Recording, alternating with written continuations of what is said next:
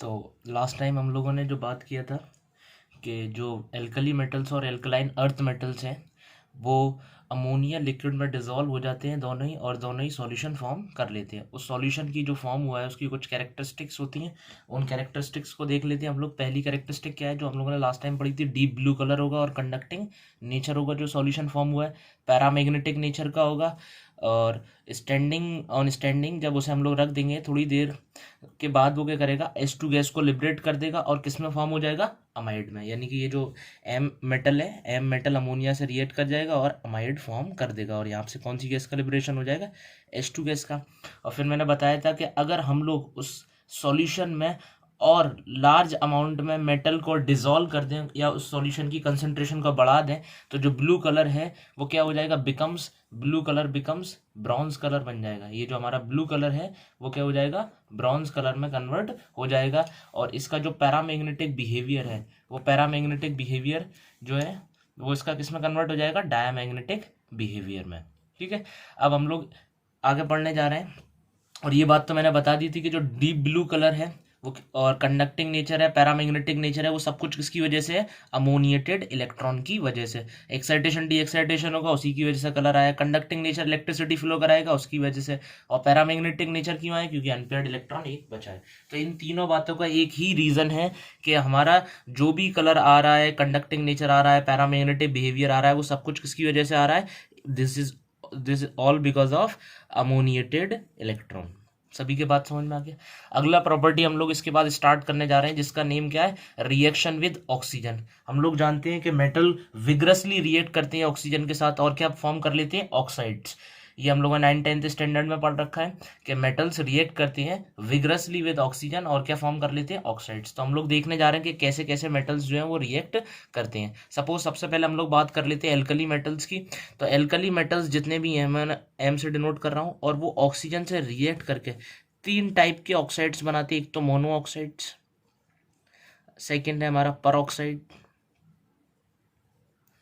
और थर्ड है हमारा सुपर ऑक्साइड। यानी कि जो हमारे एल्कली मेटल्स हैं वो ऑक्सीजन के से रिएक्ट करके क्या बनाते हैं, ऑक्साइड्स बनाते हैं, पर ऑक्साइड बनाते हैं और सुपर ऑक्साइड। ऑक्साइड सभी लोग जानते हैं, हाँ, जिसमें ऑक्सीजन के ऊपर कितना चार्ज होता है, डाई नेगेटिव। पर ऑक्साइड जिसमें O2 के ऊपर कितना चार्ज होता है, डाई नेगेटिव। और जो सुपर ऑक्साइड होते हैं उसमें O2 के ऊपर सिंगल नेगेटिव। यहाँ पर ऑक्सीजन का ऑक्सीडेशन स्टेट -2, यहाँ पर -1 और यहाँ पर -12। तो यहाँ पर जो एल्कली मेटल्स हैं हमारे वो ऑक्सीजन के साथ रिएक्ट करके ऑक्साइड्स बनाते हैं, पर ऑक्साइड्स बनाते हैं और सुपर ऑक्साइड्स। अब बात है कि कौन कौन से मेटल ऑक्साइड बनाते हैं, सुपर ऑक्साइड बनाते हैं, और कौन से मेटल पर ऑक्साइड बनाते हैं। तो अगर मैं बात करूं एल्कली मेटल्स की तो सबसे पहला कौन है हमारा, लिथियम है, सोडियम है, पोटेशियम है, रुबिडियम है, और ये हमारा लास्ट सीजियम। फ्रेंशियम की स्टडी नहीं करेंगे। तो ये जो लिथियम है वो ऑक्सीजन के साथ रिएक्ट करता है और क्या बना देता है, ऑक्साइड बना देता है। सोडियम जो है वो परऑक्साइड बनाता है, याद रखें, बिल्कुल सीरीज में चलना है। सोडियम जो है वो परऑक्साइड बनाता है, और बाकी के ये जो 3 बचे हैं मेटल्स, ठीक है, ये तीनों मेटल्स जो है पोटेशियम, रुबिडियम, सीजियम, ये ऑक्सीजन के साथ रिएक्ट करके क्या बनाते हैं, सुपर ऑक्साइड बनाते हैं। ठीक है, अब वीडियो को पॉज करें आप लोग और इनके फॉर्मूलाज बनाएं। लिथियम ऑक्साइड का क्या फॉर्मूला होगा, सोडियम पर ऑक्साइड का फॉर्मूला क्या होगा, या पोटेशियम, रुबिडियम, सीजियम का जो सुपर ऑक्साइड है उनका क्या फॉर्मूला हो गया। ठीक है, आप लोगों ने बना लिए होंगे, बताएं। जो लिथियम का ऑक्साइड है उसका फॉर्मूला क्या आएगा, Li2O, क्योंकि ऑक्सीजन पे सिंगल जो चार्ज है वो डाई नेगेटिव और इस पे सिंगल पॉजिटिव होता है, क्रिस क्रॉस करने पर हमें Li2O फॉर्मूला मिलेगा। ठीक है, सोडियम पर ऑक्साइड जो है वो Na2O2 है, और जितने भी यहाँ पर जो सुपर ऑक्साइड है वो MO2 टाइप के होंगे, यानी potassium oxide KO2, Rb oxide यानी कि RbO2, और सीजियम ऑक्साइड यानी CsO2। ठीक है, ये हो गए हमारे क्या, ऑक्साइड्स जो ऑक्सीजन से रिएक्शन के बाद बने हैं। अच्छा, अब सबसे इंपॉर्टेंट क्वेश्चन ये आता है कि लिथियम ने क्यों ऑक्साइड बनाया, सोडियम ने क्यों पर ऑक्साइड बनाया, और बाकी के 3 मेटल ने क्यों सुपर ऑक्साइड बनाया, ऐसा क्यों। ठीक है, इसको समझें। जो ऑक्साइड है, सिंपल ऑक्साइड, मोनो ऑक्साइड जिसे हम लोग बोलेंगे, उस पर कितना चार्ज है, डाई नेगेटिव चार्ज, और ये कौन फॉर्म कर रहा है, लिथियम। तो लिथियम का साइज बताएं, छोटा होता है, उसका जो चार्ज है वो बहुत ज़्यादा उस पर कंसनट्रेटेड होता है, यानी कि उसके ऊपर बहुत ज़्यादा पॉजिटिव चार्ज होता है, और वो ज़्यादा पॉजिटिव चार्ज स्टेबलाइज कर सकता है या न्यूट्रलाइज कर सकता है ज़्यादा नेगेटिव चार्ज को। सबसे ज़्यादा ऑक्सीजन पे यहाँ पर नेगेटिव चार्ज है, इसलिए लिथियम सबसे छोटा है, और उसके ऊपर जो कंसंट्रेशन है चार्ज का वो सबसे ज़्यादा, इसलिए वो सबसे ज़्यादा चार्ज को न्यूट्रलाइज न्यूट्रलाइज कर सकता है, इसलिए वो ऑक्साइड बनाता है। फिर उससे बड़ा कौन आया, सोडियम। तो सोडियम थोड़ा बड़ा है, यानी कि उसके ऊपर नेगेटिव चार्ज का कंसंट्रेशन थोड़ा सा लिथियम के कंपेरिजन में कम है, तो वो किसको न्यूट्रलाइज कर सकता है, परऑक्साइड को। मगर बाकी के जो 3 एलिमेंट्स हैं, ठीक है, बाकी के जो 3 एलिमेंट्स हैं उनका साइज काफ़ी बड़ा है, इसलिए वो किसको न्यूट्रलाइज कर सकते हैं, छोटे चार्ज वाले एनायन को, इसलिए वो क्या फॉर्म करती है, सुपर ऑक्साइड। तो हम लोग को ये याद रखना है कि जो बाकी के 3 एलिमेंट्स हैं उनका साइज बड़ा होने की वजह से उनका चार्ज का कंसंट्रेशन कम है और वो न्यूट्रलाइज छोटे चार्ज वाले आयन को कर सकते हैं, इसलिए ये डिफरेंट डिफरेंट टाइप्स के ऑक्साइड्स, परऑक्साइड्स और सुपर ऑक्साइड्स फॉर्म करते हैं। ठीक है, और मैंने आपको ये बताया अभी, देखें पहला पॉइंट, एल्कली मेटल रिएक्ट करते हैं विग्रसली विद ऑक्सीजन और क्या करते हैं, फॉर्म करते हैं ऑक्साइड, सुपर परऑक्साइड्स और सुपर ऑक्साइड। और ये प्रोसेस एक्सोथर्मिक हो जाता है, क्यों, क्योंकि विग्रसली रिएक्ट कर रहे हैं मतलब हीट रिलीज हो रहा है, और जब हीट रिलीज होता है यानी आग आग पकड़ लेते हैं। हमने पढ़ा ये सोडियम अगर खुले में रखेंगे, पोटेशियम अगर खुले में रखेंगे तो ठीक है ये आग पकड़ लेते हैं, इसलिए ना हम लोग कहाँ पर कैप्ट करते हैं, कैप्ट इमर्ज्ड इन केरोसिन ऑयल। अच्छा एक बात याद रखें, लिथियम को हम लोग पानी में स्टोर नहीं करते, आपने पढ़ा होगा सोडियम और पोटेशियम को तो रखते हैं, लिथियम को हम लोग पानी में नहीं रखते, जैसे हम लोग पैराफिन वैक्स में रखते हैं। क्यों, क्योंकि लिथियम की डेंसिटी बहुत कम होती है, लास्ट टाइम हम लोगों ने पढ़ा था, डेंसिटी कम होने की वजह से ये पानी पे फ्लोट करने लगता है तो वहाँ भी आग लगने लगेगी, इसलिए इसे हम लोग वैक्स में पैक करके रखते हैं ताकि ये कैसे भी एटमॉस्फेयर के कॉन्टेक्ट में नहीं आए। ठीक है, और इसके बाद जो मैंने अभी आपको बताया कि एल्कली मेटल फॉर्म करते हैं ऑक्साइड्स, परऑक्साइड्स, सुपर ऑक्साइड्स। क्यों करते हैं, क्योंकि जो स्मॉल कैटायन है वो स्टेबलाइज किसको करेगा, स्मॉल एनायन को, और जो लार्ज कैटायन है वो स्टेबलाइज किसको करेगा, लार्ज एनायन को। ठीक है, तो ये प्रॉपर्टीज हो गई, वेरी इंपॉर्टेंट है, इन्हें याद रखना है। अगला हम लोग स्टार्ट करने जा रहे हैं कि ये जो मेटल ऑक्साइड्स हैं फॉर्म हुए ऊपर, ऑक्साइड्स, पर ऑक्साइड, सुपर ऑक्साइड, ये रिएक्ट करते हैं किसके साथ, वाटर के साथ, और वाटर के साथ रिएक्ट करने के बाद क्या फॉर्म कर लेते हैं, ये हाइड्रोक्साइड्स। यानी कि अगर मैंने Li2O ये मेटल ऑक्साइड है, अगर मैंने इसका रिएक्शन H2O के साथ कराया तो ये मेटल हाइड्रोक्साइड बनाएगा, और मेटल हाइड्रोक्साइड का फॉर्मूला क्या होगा, LiOH, क्योंकि OH पे सिंगल नेगेटिव चार्ज होता है। ठीक है, साथ में आप लोगों को पता होगा यहाँ पर ये गैस लिबरेट होगी, इस रिएक्शन को हम लोग बैलेंस कर लेते हैं, सॉरी यहाँ कुछ भी नहीं होगा, तो ये क्या बन गया हमारा, LiOH बन गया। ठीक है, Li ऑक्साइड जब है वाटर से रिएक्ट करता है तब यहाँ पर हमारा LiOH एक बेस बन गया। इसके बाद हम लोग बात करते हैं सोडियम, जो कि परऑक्साइड की फॉर्म में है, Na2O2। अगर ये वाटर से रिएक्ट करेगा तो ये क्या बनाएगा, ऑब्वियसली हाइड्रोक्साइड, सोडियम हाइड्रोक्साइड बनाएगा। रिएक्शन को बैलेंस कर लेते हैं। अब देखिए साथ में यहाँ पर एक चीज़ और फॉर्म होता है, अगर परऑक्साइड लिया तो यहाँ पर हाइड्रोजन परऑक्साइड दोबारा से क्या होगा, फॉर्म होगा, ये आपको याद रखना पड़ेगा। इसके बाद हम लोग बात कर लेते हैं, मैं देखो जितने भी ये मेटल जो सुपर ऑक्साइड्स है, मेटल सुपर ऑक्साइड्स में उनको MO2 से दिखा रहा हूँ, यानी कि ये KO2 है, सपोज RbO2 है, ये H2O से रिएक्ट कर रहा है, क्या बनाएगा ये MOH मतलब KOH, और साथ में यहाँ क्या बनेगा, परऑक्साइड भी बनेगा जो पहले बना था, मतलब एक एक्स्ट्रा और चीज़ रिलीज होगी जो क्या है हमारा O2 गैस। तो इन रिएक्शन को हमें याद रखना है, इंपॉर्टेंट है कि अगर ऑक्साइड वाटर से रिएक्ट करेंगे तो हाइड्रोक्साइड तो डेफिनेटली बनेंगे, मगर जब परऑक्साइड होगा तो परऑक्साइड बनेगा, जब सुपर ऑक्साइड होगा तो परऑक्साइड तो बनेगा, हाइड्रोजन परऑक्साइड, साथ की साथ कौन सी गैस लिबरेट होगी, O2 गैस। ठीक है, रिएक्शन को हम लोग इजीली बैलेंस कर सकते हैं, इसको आप लोग बैलेंस कर लें इन रिएक्शंस को।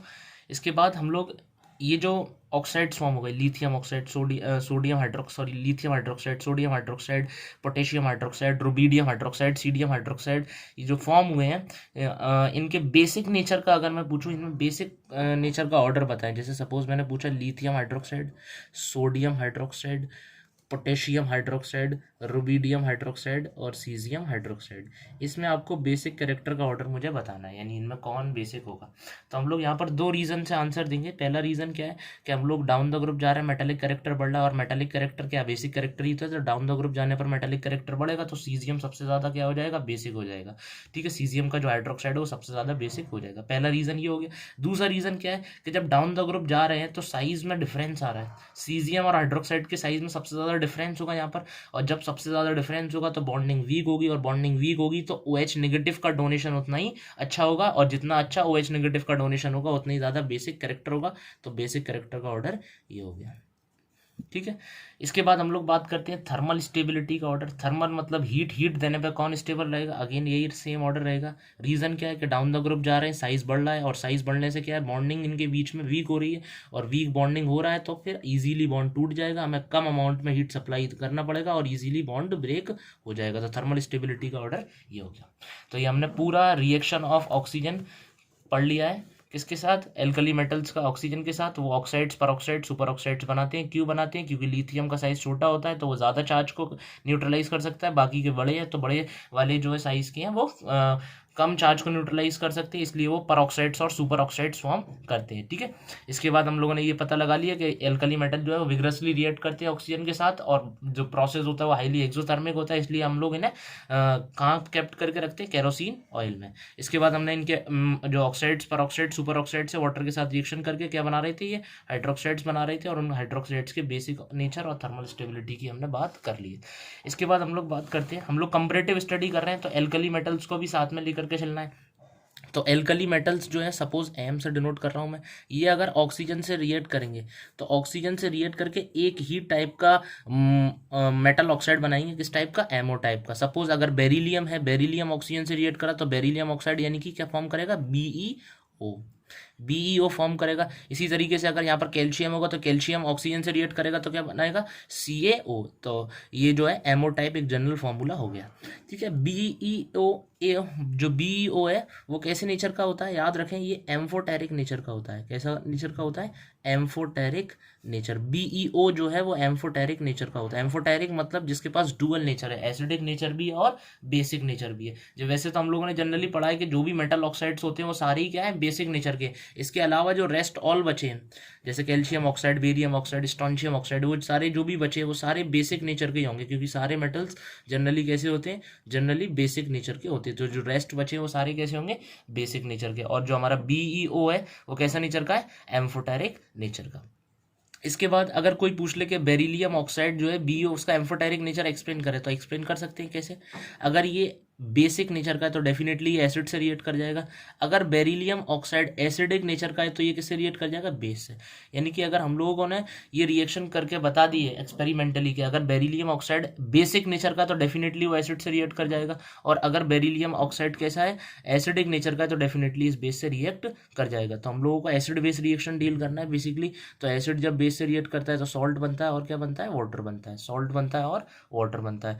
और जब एसिड बेस से रिएक्ट करता है तो अगेन क्या बनेगा, एक सॉल्ट बनेगा, और सॉल्ट का फॉर्मूला याद रखें, NA2BeO प्लस H2O। तो यहाँ पर एसिड बेस रिएक्शन हो गया। इससे ये पता लग गया हमें कि जो हमारा बेरिलियम ऑक्साइड है उसका एम्फोटेरिक नेचर है। क्यों, क्योंकि वो एसिड से भी रिएक्ट कर रहा है और वो बेस से भी रिएक्ट कर रहा है। यहाँ सॉल्ट बनना है और यहाँ पर वाटर बनना है। ठीक है, और जितने भी इसके अलावा जो है वो सारे बेसिक नेचर के हैं, और बेसिक नेचर के तो जितने भी बाकी के सारे मेटल किससे रिएक्ट करेंगे, सिर्फ एसिड से ही रिएक्ट करेंगे। ठीक है, तो मैंने इसके ये पॉइंट बना करके लिख दिया, all oxides are basic in nature except BeO which is amphoteric in nature.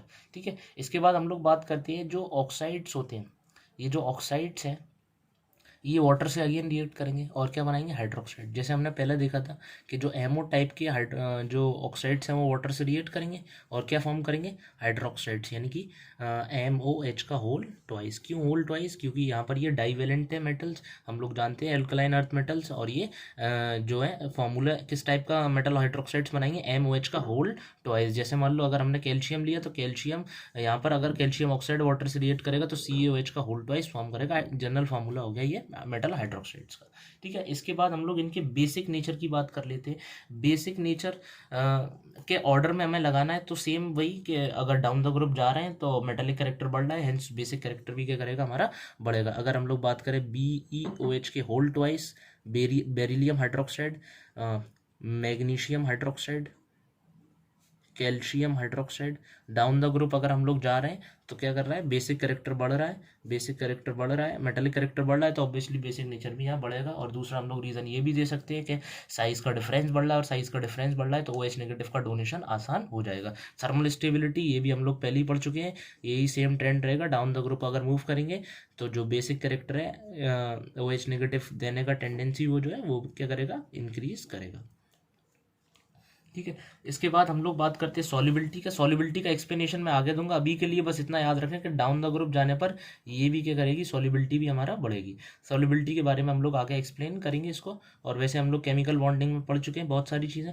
Chemical bonding में जो भी चीज़ें हमने पढ़ी हैं वो सारी हमारे काम में आएंगी। तो डाउन द ग्रुप जा रहे हैं हम लोग तो फिर जो है हमारा सॉल्युबिलिटी क्या कर रहा है, यहाँ पर बढ़ रहा है। इसके बाद हम लोग अगली प्रॉपर्टी डिस्कस करने जा रहे हैं जो है रिएक्शन विद हाइड्रोजन। तो हम लोग अब रिएक्शन पढ़ने जा रहे हैं किसके साथ, हाइड्रोजन के साथ। तो सॉरी, इसके जो अगली प्रॉपर्टी है वो रिएक्शन विद नाइट्रोजन। हम लोग एल्कली मेटल्स का रिएक्शन देखने जा रहे हैं किसके साथ, नाइट्रोजन के साथ। तो एल्कली मेटल्स हैं एम, अगर ये एम एल्कली मेटल्स हैं तो नाइट्रोजन गैस से रिएक्ट करने जा रहे हैं ये MN2, और ये क्या फॉर्म करेंगे, मैग्नीशियम नाइट्राइड। अब मैग्नीशियम नाइट्राइड का फॉर्मूला कैसे बनाएंगे हम लोग, हमेशा याद रखें N3 जो नेगेटिव होता है इसको हम लोग क्या बोलते हैं, नाइट्राइड बोलते हैं। और जब क्रिस क्रॉस करेंगे तो ये यूनिवेलेंट होते हैं, फॉर्मूला क्या बनेगा हमारा M3N। यानी कि अगर ये लिथियम यहाँ पर रिएक्ट करेगा तो क्या बनाएगा Li3N। और एक वेरी वेरी इंपॉर्टेंट याद रखें एक बात कि यहाँ पर जो एल्कली मेटल जो सिर्फ नाइट्रोजन से रिएक्ट करता है, ओनली सॉरी सिर्फ लिथियम ही नाइट्रोजन से क्या करता है, रिएक्ट करता है, और किस टाइप का नाइट्राइड बनाता है, Li3N। बाकी के कोई और, यानी कि यहाँ पर जो मेटल M है वो सिर्फ क्या होगा हमारा, लिथियम ही होगा। सिर्फ लिथियम नाइट्रोजन से रिएक्ट करता है और क्या फॉर्म कर लेता है, लिथियम नाइट्राइड, जिसका फॉर्मूला क्या होगा, Li3N। मगर हमारे जितने भी एल्कलाइन अर्थ मेटल हैं वो सारे all alkaline earth metals nitrogen से रिएक्ट करते हैं, और नाइट्रोजन से रिएक्ट करके क्या बनाते हैं, नाइट्राइड, जिसका फॉर्मूला क्या होता है, M3N2। ठीक है, M3N2 क्यों होगा, क्योंकि ये डाइवेलेंट होते हैं, क्रिस क्रॉस करने पर फॉर्मूला में M3N2 मिल जाएगा। जैसे अगर बेरिलियम रिएक्ट करेगा तो Be3N2, मैग्नीशियम रिएक्ट करेगा तो Mg3N2। तो ये हमारे क्या हो गए, नाइट्राइड्स हो गए, जो कौन बनाएगा, एल्कलाइन अर्थ मेटल। ये हो गया हमारा रिएक्शन विद नाइट्रोजन। इसके बाद हम लोग रिएक्शन विद हाइड्रोजन, अगला प्रॉपर्टी डिस्कस करने जा रहे हैं। तो एल्कली मेटल M है, अगर H2 से रिएक्ट करेंगे तो क्या बनाएंगे, हाइड्राइड, और हाइड्राइड का फॉर्मूला क्या होगा, MiMH, क्या होगा, MH। सपोज अगर लिथियम रिएक्ट कर रहा है तो लिथियम अगर हाइड्रोजन से रिएक्ट करेगा तो क्या बनाएगा, LiH, अगर सोडियम रिएक्ट कर रहा है तो NaH। और यहाँ पर याद रखें ये जो मेटल हाइड्राइड्स है, यहाँ पर पूछा जाता है आपसे कि यहाँ पर हाइड्रोजन की ऑक्सीडेशन स्टेट कितनी है, तो हमेशा याद रखें कितनी होगी, यहाँ पर -1। ऑलवेज याद रखें मेटल हाइड्राइड्स के केस में हाइड्रोजन की ऑक्सीडेशन स्टेट कितनी होती है, -1। और याद रखें यहाँ पर सारे ही मेटल्स हाइड्रोजन से रिएक्ट करके मेटल हाइड्राइड्स को करते हैं, फॉर्म करते हैं। इसके बाद हम लोग बात करते हैं एल्कलाइन अर्थ मेटल्स की। तो एल्कलाइन अर्थ मेटल्स भी क्या करते हैं, हाइड्रोजन से रिएक्ट करते हैं। M all alkaline earth metals को डिनोट कर रहा है, हाइड्रोजन से रिएक्ट करेंगे और किस टाइप का हाइड्राइड बनाएंगे, MH2। और याद रखें यहाँ पर भी हाइड्रोजन का जो ऑक्सीडेशन स्टेट है वो कितना रहेगा, -1 रहेगा। जनरली हम लोग +1 यूज़ करते हैं, मगर यहाँ पर जब मेटल हाइड्राइड्स हैं किसके, ग्रुप 1 और ग्रुप 2 के मेटल हाइड्राइड्स में हाइड्रोजन की ऑक्सीडेशन स्टेट कितनी होती है, -1। इस चीज़ को हमें याद रखना है। अगला हम लोग देखने जा रहे हैं रिएक्शन विद हेलोजन, यानी कि एल्कली मेटल्स और एल्कलाइन अर्थ मेटल्स की रिएक्शन देखने जा रहे हैं हेलोजन्स के साथ। हेलोजन्स को हम लोग X2 से डिनोट करते हैं। अगर एल्कली मेटल, सारे एल्कली मेटल्स को मैं M से डिनोट कर रहा हूँ तो हेलोजन सारे किससे डिनोट होंगे, X2 से। और एल्कली मेटल्स जो है रिएक्ट करेंगे किस टाइप का हैलाइड बनाएंगे, MX टाइप का। Similar way alkaline earth metals भी रिएक्ट करेंगे किससे, X2 से, और X2 से रिएक्ट करने के बाद किस टाइप का हैलाइड बनाएंगे, MX2 टाइप का। ठीक है, यहाँ पर मेटल का ऑक्सीडेशन अभी +1 ही है, यहाँ पर +2 हमेशा, और यहाँ पर हेलोजन का -1 है, और यहाँ भी कितना है, -1 ही है। ठीक है, अच्छा एक इम्पॉर्टेंट यहाँ पर रिएक्शन देख लें। जब हमारा बेरिलियम क्लोराइड जब लिथियम एल्यूमिनियम हाइड्राइड, जो कि एक रिड्यूसिंग एजेंट है, इससे रिएक्ट करता है तो बेरिलियम हाइड्राइड फॉर्म करता है। क्या फॉर्म करता है, बेरिलियम हाइड्राइड। जनरली वैसे तो ये हो जाता है, मगर एक ये इंपॉर्टेंट रिएक्शन है प्रिपेयर करने का। जनरली हाइड्रोजन से रिएक्ट करके हो जाता है, मगर एक हाइड्राइड, बेरिलियम हाइड्राइड बनाने का ये भी एक तरीका है जो NCERT में गिवन है। बेरिलियम क्लोराइड जो है वो लिथियम एल्यूमिनियम हाइड्राइड से रिएक्ट करके बेरिलियम हाइड्राइड फॉर्म करता है। रिएक्शन को कंप्लीट कर देते हैं, LiCl भी फॉर्म करता है, और साथ ही साथ यहाँ पर फॉर्म करता है AlCl3। ये जो बेरिलियम हाइड्राइड है, याद रखें ये बनाना बॉन्डिंग करता है। हम लोगों ने ये केमिकल बॉन्डिंग में पढ़ा था। इसी तरीके से ये बनाना बॉन्डिंग जैसे B2H6 करता है, उसी तरीके से ये बनाना बॉन्डिंग करता है, और बनाना बॉन्डिंग करके ये डायमर की फॉर्म में एग्जिस्ट करता है। डायमर क्या होगा इसका, B2H4 की फॉर्म में। ठीक है, ये पॉइंट याद रखना है हम लोगों को। तो अभी हम लोग रिएक्शन देख रहे हैं, reaction of metal with halogen. तो किस टाइप का हैलाइड बनाया, MX टाइप का। और यहाँ पर एल्कलाइन अर्थ मेटल अगर रिएक्ट करेंगे तो किस टाइप का हैलाइड बनाएंगे, MX2 टाइप का। अब जैसे मान लो लिथियम रिएक्ट किया हमारा, लिथियम अगर लिथियम X से रिएक्ट करा तो LiX फॉर्म हो गया, अगर सोडियम रिएक्ट करा तो NaX हो गया, अगर पोटेशियम रिएक्ट किया तो KX हो गया, अगर हमारा रुबीडियम रिएक्ट करा तो RbX हो गया, सीजियम रिएक्ट किया तो CSX हो गया। यानी कि MX टाइप के हमने लिख लिए सारे। अब ये जो हैलाइड्स आपके सामने दिखाई दे रहे हैं, इनकी बहुत सारी प्रॉपर्टीज़ होंगी, उन प्रॉपर्टीज़ को हमें स्टडी करना है जो बहुत इंपॉर्टेंट है। और इन प्रॉपर्टीज़ को हम लोग पहले एक तरह से केमिकल बॉन्डिंग में पढ़ चुके हैं, बस एक रिवाइज करना है हम लोग को, यहाँ पर इनका एक रिवीजन करना है। अब देखें, इन प्रॉपर्टीज़ में सबसे पहली जो प्रॉपर्टी है उसे हम लोग डिस्कस करने जा रहे हैं, आयनिक कैरेक्टर। अब आयनिक कैरेक्टर, एक चीज़, एक लॉजिक आप लोग हमेशा से ये 9-10 से पढ़ते आ रहे हैं कि आयनिक कंपाउंड क्या होते हैं और कोवेलेंट कंपाउंड क्या होते हैं। केमिकल बॉन्डिंग में ही पढ़ा था हमने, इनकी प्रॉपर्टीज़ भी पढ़ी थी कि आयनिक कंपाउंड जो होते हैं वो सॉलिड नेचर के होते हैं, मोस्टली कंडक्टिंग होते हैं डिजॉल्व स्टेट में, और उनकी जो मेल्टिंग पॉइंट है, बॉइलिंग पॉइंट है, वो हाई होते हैं। उनका जो सॉलिबिलिटी वाटर में ज़्यादा होती है इन कंपैरिजन टू किसके, कोवेलेंट। और कोवेलेंट कंपाउंड जो है वो इसके जस्ट अपोजिट होती है। तो एक बात याद रखें, एक वेरी वेरी इंपॉर्टेंट पॉइंट, कि जितने भी एल्कली मेटल के हैलाइड्स हैं, ऑल आर आयनिक कंपाउंड्स। जितने भी ये मेटल हैलाइड्स हैं वो सारे आयनिक कंपाउंड्स हैं, एक्सेप्ट लिथियम को छोड़ करके। लिथियम जो है, जो हैलाइड फॉर्म करता है, वो कोवेलेंट होते हैं, और बाकी सारे जो अल्कली मेटल्स हैं उनके हैलाइड्स आयनिक होते हैं। आयनिक कंपाउंड्स या आयनिक हैलाइड्स हो के करते हैं, फॉर्म करते हैं। हम लोग ये चीज़ जानते हैं, इसको आगे मैं बता भी दूंगा कि पहला एलिमेंट जो होता है वो बाकी के अदर एलिमेंट से बहुत ज़्यादा डिफर करता है। क्यों करता है, इसके लिए मैंने एक अलग से प्रॉपर्टी बनाकर रखा है, उसको हम लोग अच्छे से डिस्कस करेंगे। खैर, सबसे पहले हम लोग कौन सा कैरेक्टर पढ़ने जा रहे हैं, आयनिक कैरेक्टर। अच्छा, आप लोग ये जानते हैं, फजान्स रूल जानते हैं। फजान्स रूल क्या एक्सप्लेन करता है, फजान्स रूल एक्सप्लेन करता है कोवेलेंट कैरेक्टर को इन द आयनिक कंपाउंड, यानी कि ये मोस्ट ऑफ द कंपाउंड कैसे आयनिक कंपाउंड है।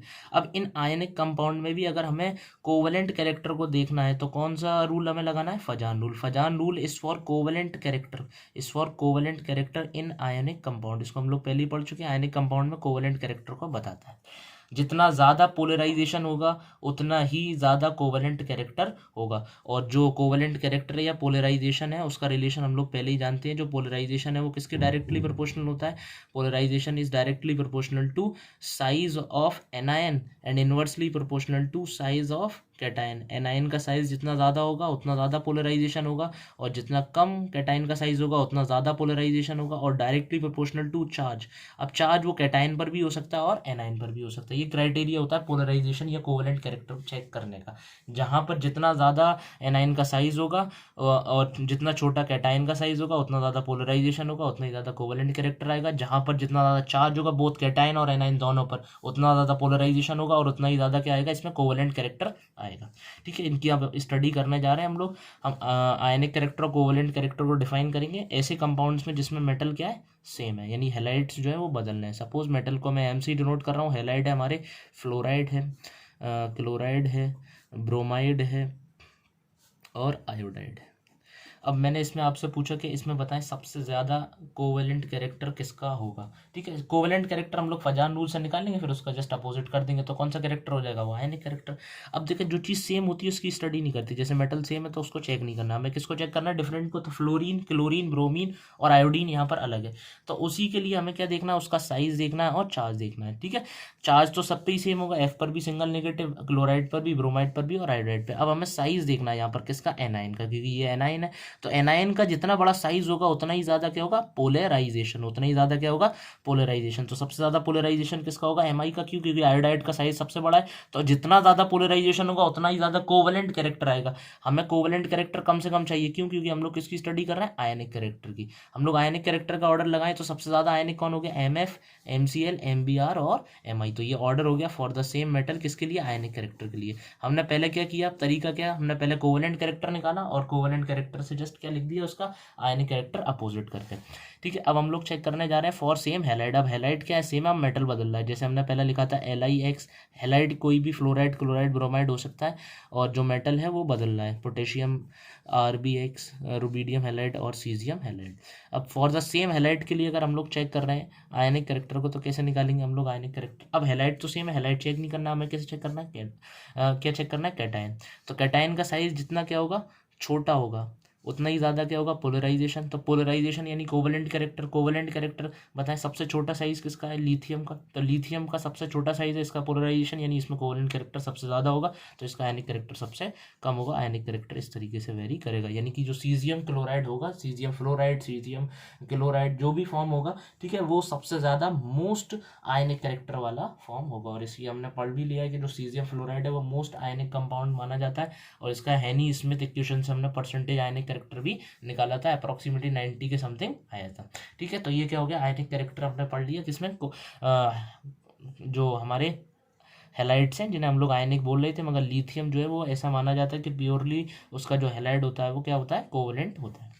इसके बाद हम लोग अगली प्रॉपर्टी डिस्कस करने जा रहे हैं हेलाइड्स की, जिसे हम लोग क्या कहते हैं, मेल्टिंग पॉइंट। और ये जो मेल्टिंग पॉइंट है हमारा, ये मेल्टिंग पॉइंट ऐसा मान लें कि डायरेक्टली प्रोपोर्शनल लेटाइस एंथैल्पी है। मेल्टिंग क्या करना है, गर्म करना है किसी सॉलिड को, क्या लिक्विड में कन्वर्ट करना है, तो पिघलाने के लिए उसकी लेटाइस को ही तो देखना पड़ेगा। जितना मजबूत होगा लेटाइस की एंथैल्पी जितनी ज़्यादा होगी उतना ही ज़्यादा क्या होगा, हमारा मेल्टिंग पॉइंट होगा। तो हम लोग मेल्टिंग पॉइंट के स्टडी के लिए सबसे पहले क्या करते हैं हम लोग, फॉर सेम मेटल के लिए अगर हम लोग देखें तो सेम मेटल एम हमने मान लिया है, और हेलाइड हमारा क्या है, एम एफ, MCl, MBr और MI, ये हो गए हमारे हेलाइड। मेटल सेम है इसमें।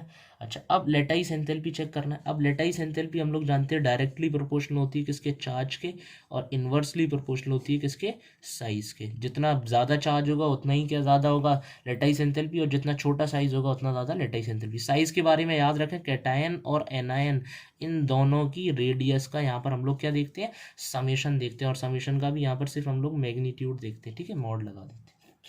तो अब यहाँ पर देखें मेटल तो सेम है, इसे चेक नहीं करना है, हमें क्या चेक करना है, हेलाइट को चेक करना है, जो कि क्या है, डिफरेंट है। तो इस पे चार्ज तो सेम ही है, चार्ज नहीं देखना, क्या चेक करना है, साइज।